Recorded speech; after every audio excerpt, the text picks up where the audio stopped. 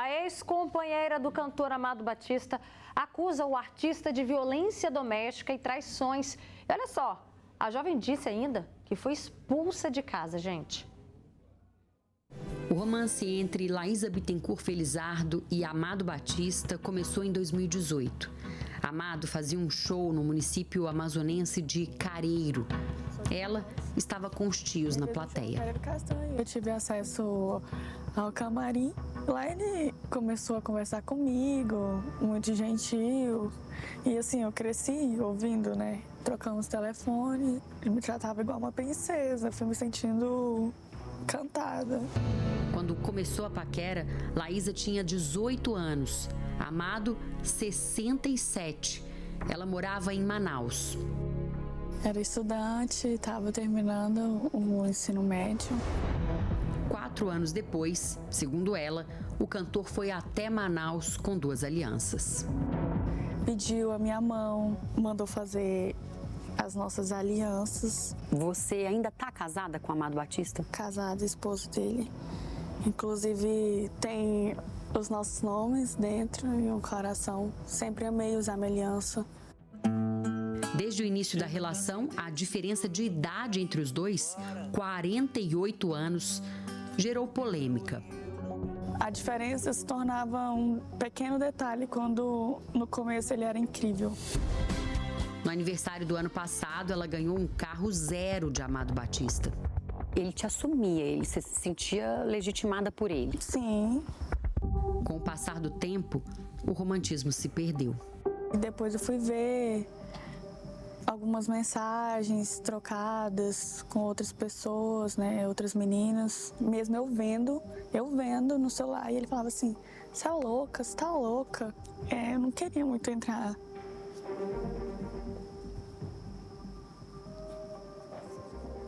Isso é uma parte que me dói muito, sabe? Muito, muito mesmo. Porque durante o nosso tempo de casado, nunca houve nada disso, sabe? Da minha parte. E quando é de alguém que você ama, é difícil, né? Neste áudio, Amado nega a traição. Artista sempre assim mesmo, as pessoas sempre criam fantasias pra caramba. Você tá comigo há muito tempo, você tem ideia disso, sabe como é que é, né? Para de ficar ouvindo essas porcarias. Você é muito mais importante que todo mundo, tá? Você tá comigo, diferente. Até que em dezembro do ano passado, ela recebeu uma mensagem dos filhos de Amado que estavam no andar de baixo da casa em que ela morava, em Goiânia. Ele estava viajando e chegou o filho e o meio-filho dele, que é advogado. Tava a filha dele na casa e assim, falando: "Ah, você tem que sair porque a situação já tá chata, o Amado precisa voltar para casa, ele é um idoso". Sair da minha casa foi uma expulsão. Botaram tudo no meu carro de qualquer jeito. Enfim, um horror. Você e o Amado tiveram uma conversa para encerrar esse relacionamento? Não.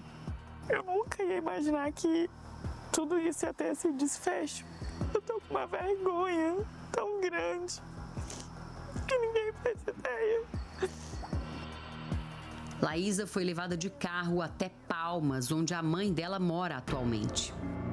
Eu me vejo num momento muito difícil de estar dormindo na cozinha, num colchão na cozinha da casa da minha mãe. Na separação, Amado Batista teria feito uma proposta: dar R$60 mil para Laísa em 6 parcelas. O que eu mais pedi foi para que ele me desse o dinheiro todo. Eu queria montar alguma coisa para mim, queria trabalhar. Nesta troca de mensagens, Amado escreve: "Quem está dificultando é você mesma. Ganhou na loteria este ano e meio e ainda reclama." Eu falei de ansiedade, de chifres, porque foi isso que eu ganhei. Em outra mensagem de texto, o cantor diz: "Tenho estado muito infeliz levando essa vida de casado."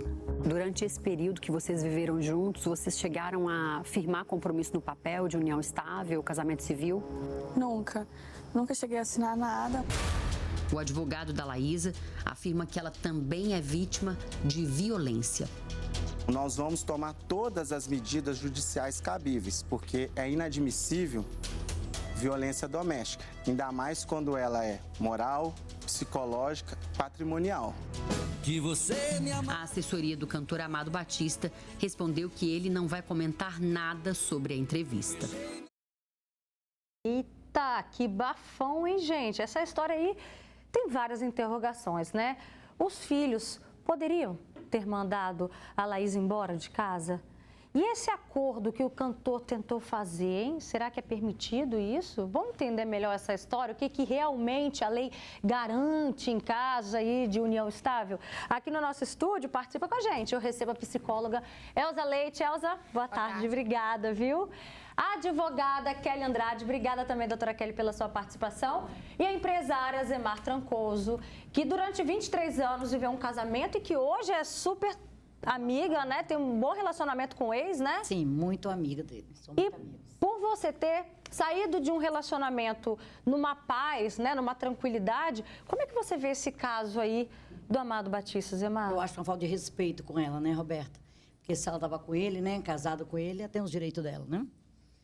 Casada, como diz o ditado, juntado com fé, casado é. Será? Até que ponto a lei garante isso, doutora? Bom, boa tarde. Boa tarde. Realmente é uma dúvida muito recorrente, especialmente na nossa atual circunstância em que há várias formas de família, de união e de relacionamentos. O que é a união estável? É aquela união, aquele relacionamento que ele é público, ele é contínuo, é duradouro, mas com a intenção de constituir família. Então, o ponto-chave é essa intenção de constituir família.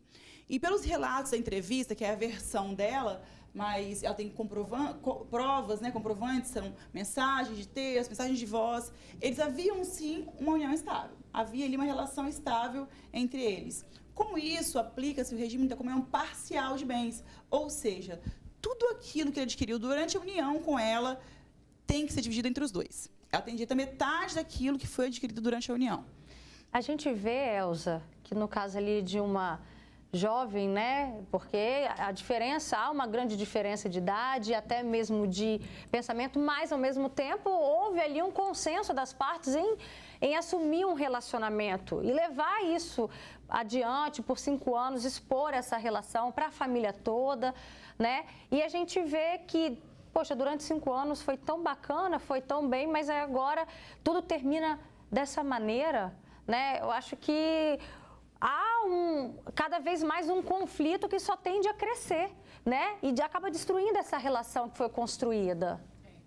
No relato dela, a gente percebe muito uma relação de objetificação, né? Eu estava feliz, estava funcionando para mim e agora não me sinto mais feliz casado e por isso eu terceirizo o término da nossa relação, né? Deixando os meus filhos comunicarem a você que você para mim está descartada.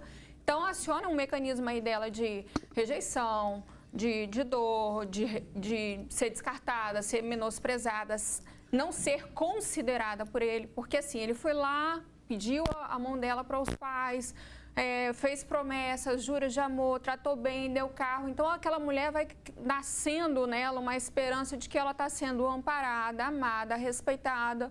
E aí isso termina à distância, sem olhar nos olhos, sem fazer um comunicado de forma ética. Faltou consideração, foi covarde da parte dele. Faltou também posicionamento dela, olha, aqui é minha casa e quando o seu pai chegar, nós vamos conversar e eu e ele, que temos uma relação, nós vamos decidir a respeito do que nós vamos fazer da nossa vida. Então, vocês aguardem as cenas dos próximos capítulos, porque daqui não sai. Isso, inclusive, doutora Kelly, nessa falta de consideração, que foi muito bem pontuado pela Elza, isso pode, de alguma forma, somar a um processo contra o cantor? Sim, ela pode mover uma ação de danos morais, especificamente em relação à forma que foi retirada da casa, tratada pelos filhos. Mas em relação a ele, os direitos dela são bem objetivos, né? Ela tem direito aí à ameação de tudo aquilo que foi amealhado ao patrimônio do casal, porque não deixam de ser um casal.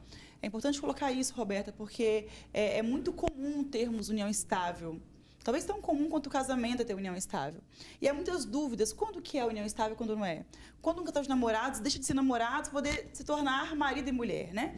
É uma coisa muito simples e, ao mesmo tempo, muito difícil de detectar, porque está tudo concentrado no ponto da intenção de ter como uma família, de apresentá-la como uma esposa ou companheira, de conviver publicamente, tratá-la como uma esposa, como ele disse, essa vida de casado, né? Essa cena da aliança que ela contou, por exemplo, aquilo ali claramente define essa união estável? Claramente a intenção de constituir uma família, que é isso que determina que vai ser tratado como se um casamento fosse. Tem os mesmos direitos. Inclusive, até algum tempo atrás, havia uma diferenciação em relação à herança, que quem vivia união estável tinha menos direitos do que quem era casado. O STF veio, resolveu e agora falou assim, todo mundo tem os mesmos direitos.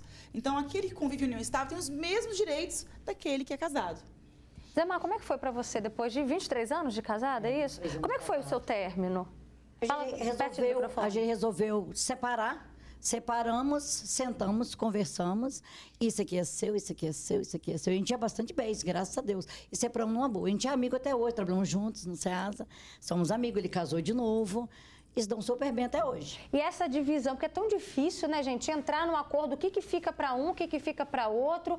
E a gente sabe que na hora, assim, por mais que exista uma amizade entre o casal, manter essa amizade nesse momento é tão difícil e ainda assim vocês conseguiram? Conseguimos porque tudo que a gente constrói, a gente coloca o nome dos nossos dois filhos, tem a Beatriz e o João. Ele compra algo para o nome da Beatriz, eu compro algo para o nome do João.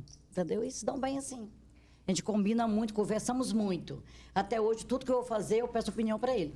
Doutora Kelly, depois você vai falar para a gente sobre essa estratégia de colocar os bens no nome dos filhos, né? Que a gente vai conversar agora. Olha só o caso da Alessandra. Ela passou por essa situação, viu?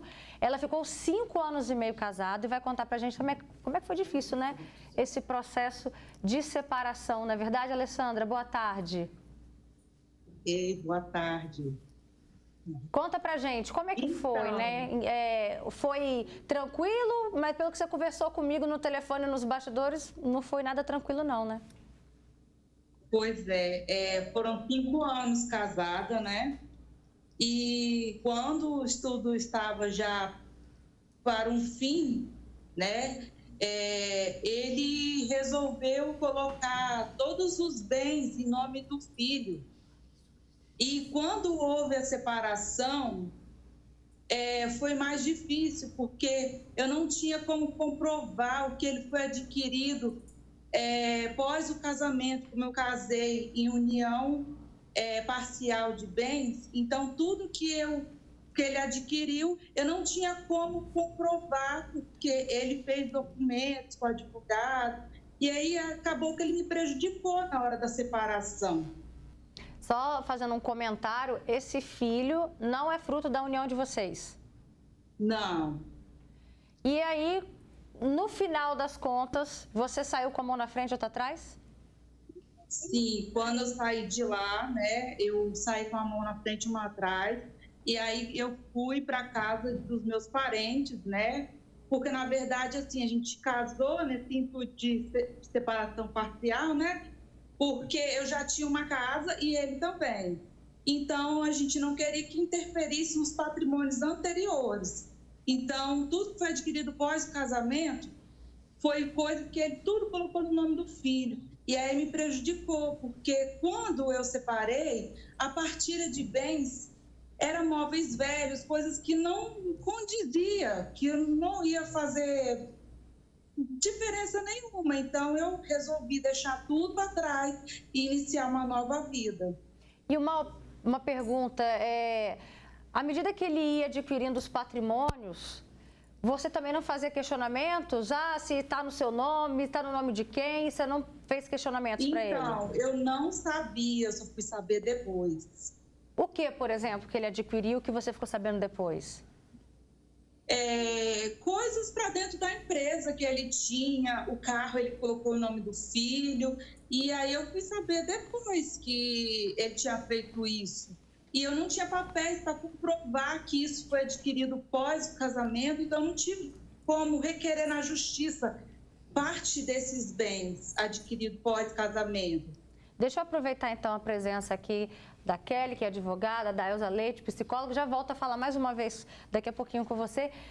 Isso é mais comum do que a gente pensa? De repente, uma das partes, né, o homem ou a mulher, fazendo compras, adquirindo alguns patrimônios, alguns bens, e a outra parte não sabe, Kelly? Como é que funciona então, isso? São duas questões importantes a serem definidas. Primeiro, qual que é o regime de casamento que eles escolheram? No caso, ele foi parcial. Ela disse que era separação, então fiquei com dúvida se era separação total, né? Se eles optaram pela separação, o que é dele, o que é dela.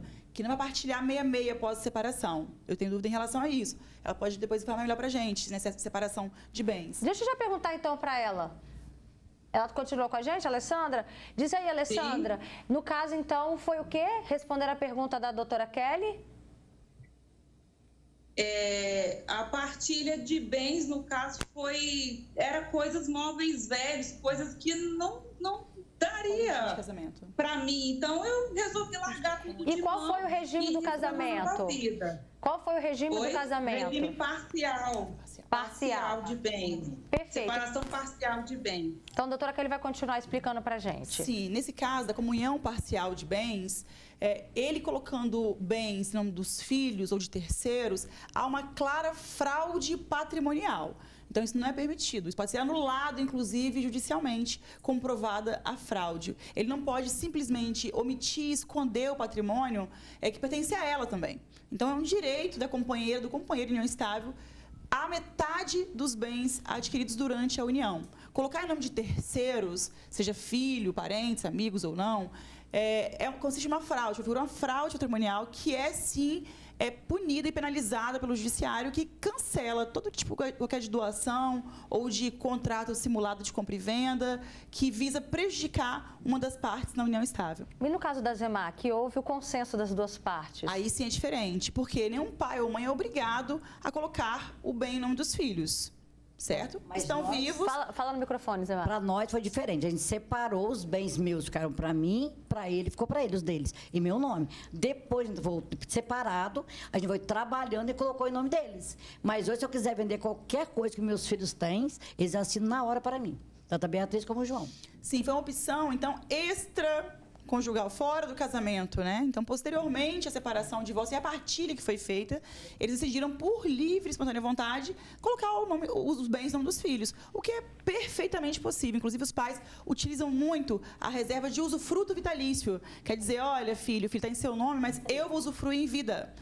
De modo que um depende do outro, né, para poder usufruir, vender, né, e alienar. É importante colocar também que bens em nome de menores não podem ser vendidos, né, enquanto forem menores, a não ser com autorização judicial. Mas é importante essas coisas todas, Roberta, serem tratadas de forma com bastante clareza, com comunicação, com diálogo, né? Porque a gente brinca que no início da relação é meu bem para lá, meu bem para cá. No final são meus bens, né? Então é importante definir isso antes. E é isso que eu quero saber da Elza, né? Claro que ninguém inicia um relacionamento, seja união estável, seja um casamento mesmo, né? Ali no civil, no religioso, ninguém inicia pensando em separar. Mas se chega esse momento, por que é tão difícil assim entrar num acordo, Elza? Muitas coisas são acionadas, às vezes por ter mágoa, por ter tido traição, por ter se sentido violado, por ter tido violência psicológica, várias formas de violência. Às vezes a gente quer se vingar.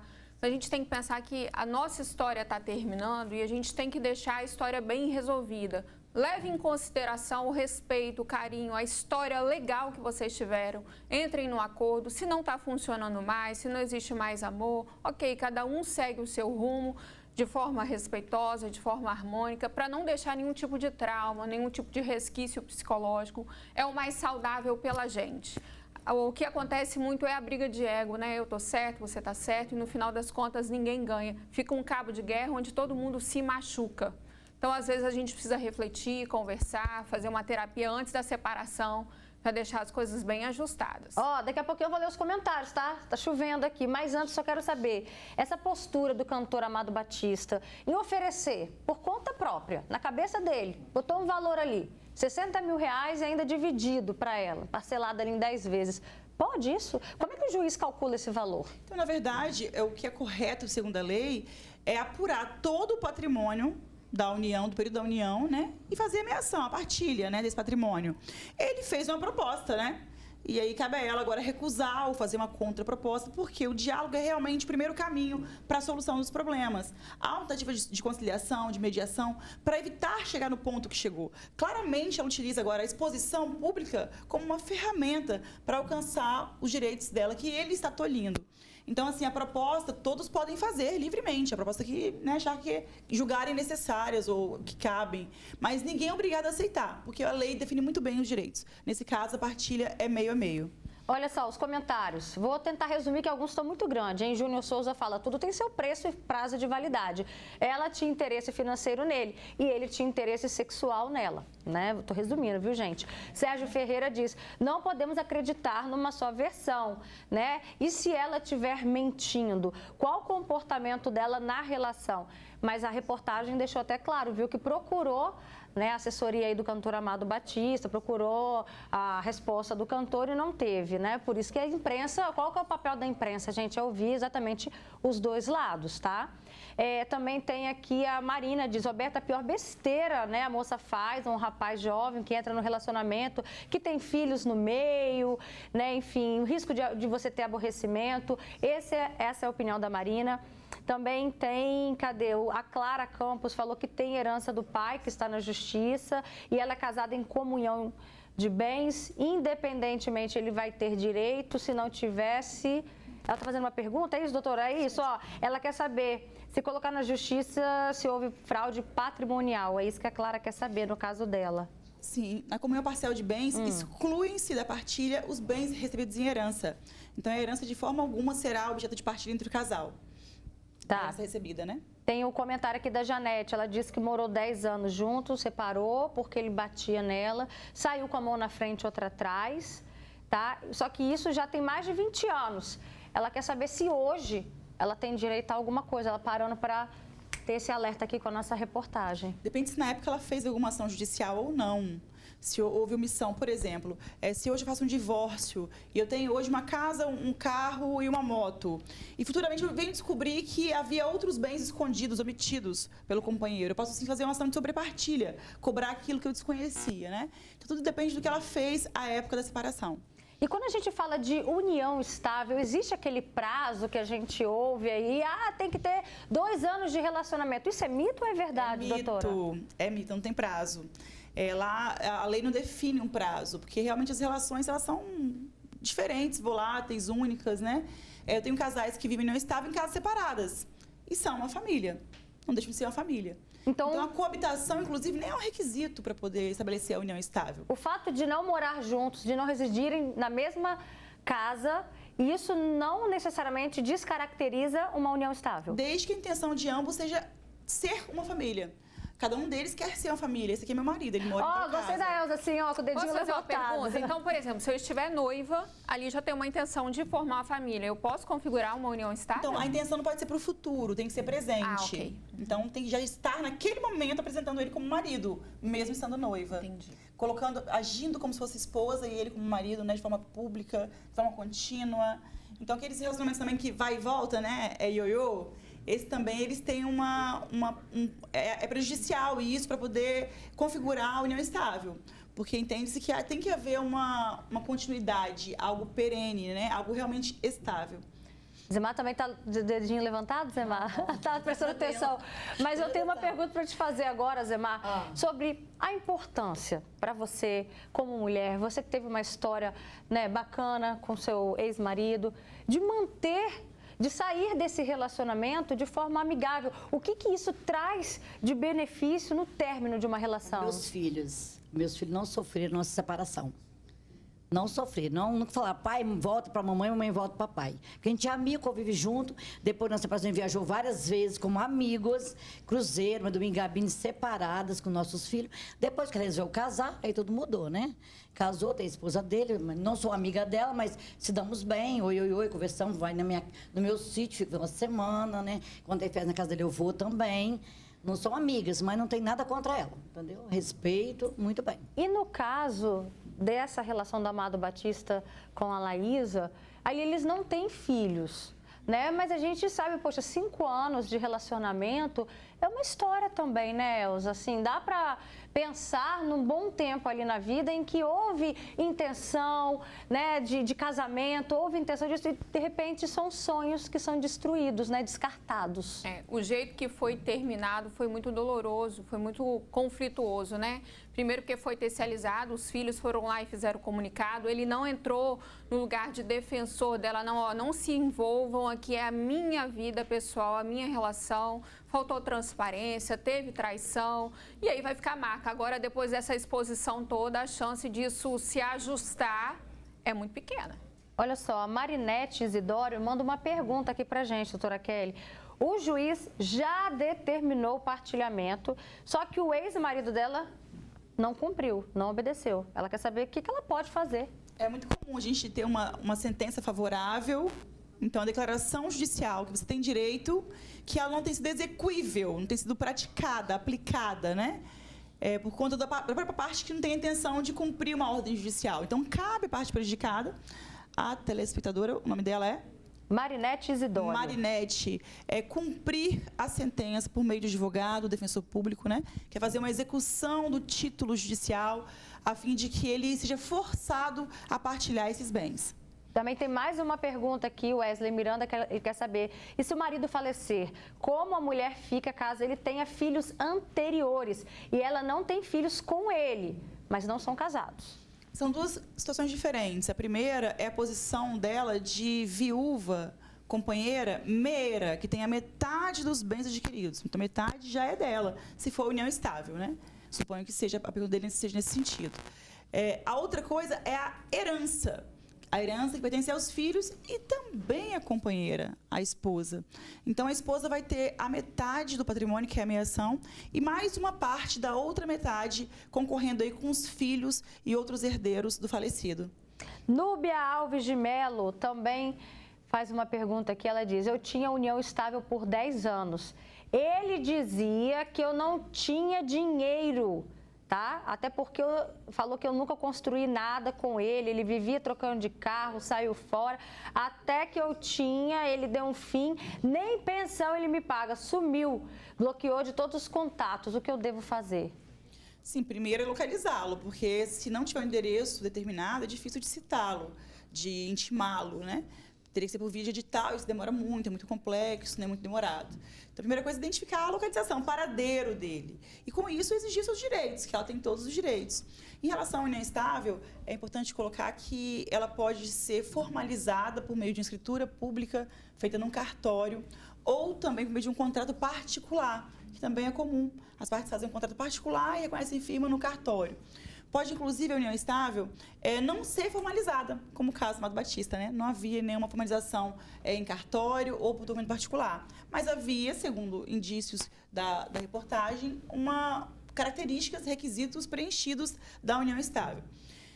Hoje, há muito contrato de namoro também estabelecido, mas muito mais do que antes. Hoje, quem namora e tem intenção só de namorar, de não casar, estabelece um contrato particular de namoro, o que dá uma segurança para as partes também, te aconselha. Agora, Elza, eu já vi vários casais, já presenciei cenas, brigas, desavenças, porque um quer fazer um acordo, né?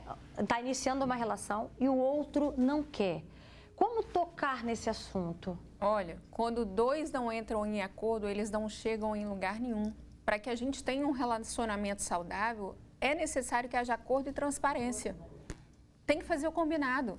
Lembra do ditado? Combinado não sai caro. Escuta uma parte, escuta a outra, e os dois precisam chegar num denominador comum, senão essa relação não vai funcionar. Eu vou para norte, você vai para sul, e a gente junto não vai para canto nenhum. Aí prefere passar por cima do assunto e fingir que não tem assunto para ser resolvido. E aqui, muitas vezes o divórcio já começa no namoro com assuntos difíceis que eu evito tocar. Então, gente, no namoro tem que falar sobre todos os assuntos, os mais complexos, inclusive sobre dinheiro.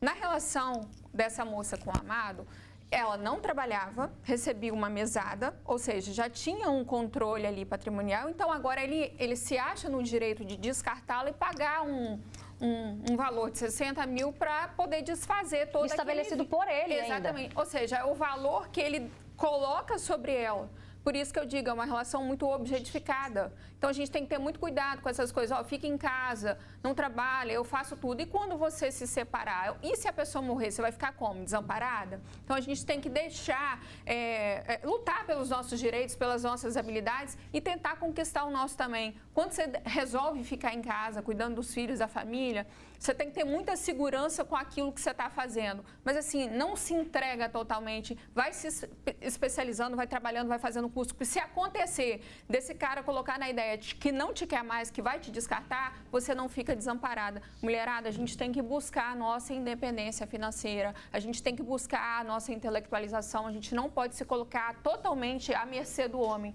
Porque quando acontece é muito traumático. Aí a gente fica presa numa relação doentia por dependência financeira. Você sofre, seus filhos sofrem, todo mundo sofre por conta disso. Tá certo. Obrigada, gente, pela participação de vocês. Elza Leite, doutora Kelly. Obrigada também, Zé Mar. Um beijo. Boa semana, tá?